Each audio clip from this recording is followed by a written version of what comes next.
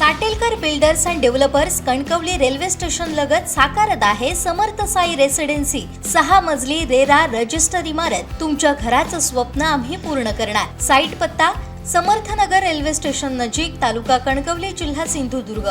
गेल्या आठवड्यात राज्यभर धुमशान घालणारा पाऊस पुन्हा राज्याच्या अनेक भागांमध्ये जोरदार हजेरी लावण्याची शक्यता आहे। पाहूयात।